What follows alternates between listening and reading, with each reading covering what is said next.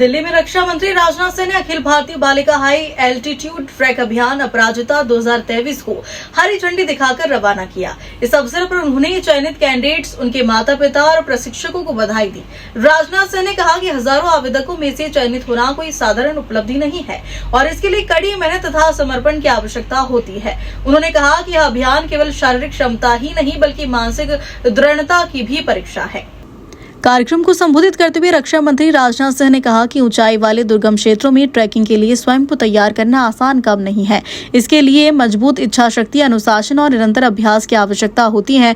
उन्होंने अभियान में शामिल सभी बालिका कैंडिडेट्स की सराहना करते हुए कहा कि उन्होंने अपनी मेहनत और लगन से यह अवसर प्राप्त किया है। राजनाथ सिंह ने कहा कि हजारों उम्मीदवारों में से चयनित होना इस बात का प्रमाण है कि इन छात्राओं में असाधारण क्षमता और नेतृत्व के गुण मौजूद है। उन्होंने प्रशिक्षकों की भी सराहना की, जिन्होंने प्रतिभागियों की क्षमता को पहचानकर उन्हें इस चुनौतीपूर्ण अभियान के लिए तैयार किया। रक्षा मंत्री ने कहा कि यह ट्रैक केवल शारीरिक फिटनेस की परीक्षा नहीं है बल्कि मानसिक मजबूती, धैर्य और आत्मविश्वास का परीक्षण है।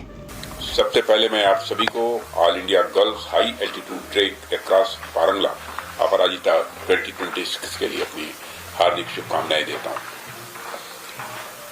मैं आप सभी सिलेक्टेड कैडेट्स को, केवल सिलेक्टेड कैडेट्स को ही नहीं बल्कि उनके पेरेंट्स को और उनके इंस्ट्रक्टर्स को भी मैं अपनी तरफ से हार्दिक बधाई देता हूं।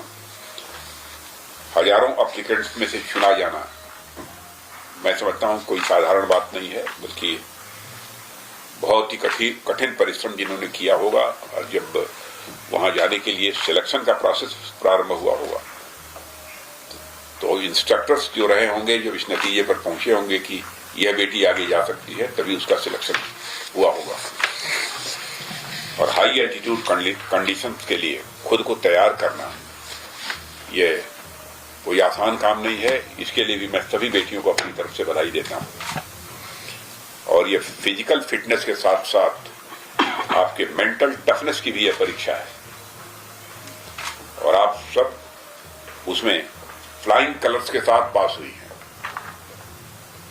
आप सबकी हिम्मत को तो देखकर यही लग रहा है कि भारत की बेटियां किसी भी ऊंचाई को छू सकती हैं और हमारी ये बेटियां दुनिया की सबसे टफ चैलेंजेस का भी सामना करने में रंच मात्र संकोच नहीं करेंगी, न करती हैं, क्योंकि आप सब अपराजिता हैं, जिन्हें कभी पराजित नहीं किया जा सकता और आपकी एनर्जी और आपका कॉन्फिडेंस ही नए भारत की एक पहचान है और यही भावना आपको पारंगला की ऊंचाइयों तक लेकर जाएगी।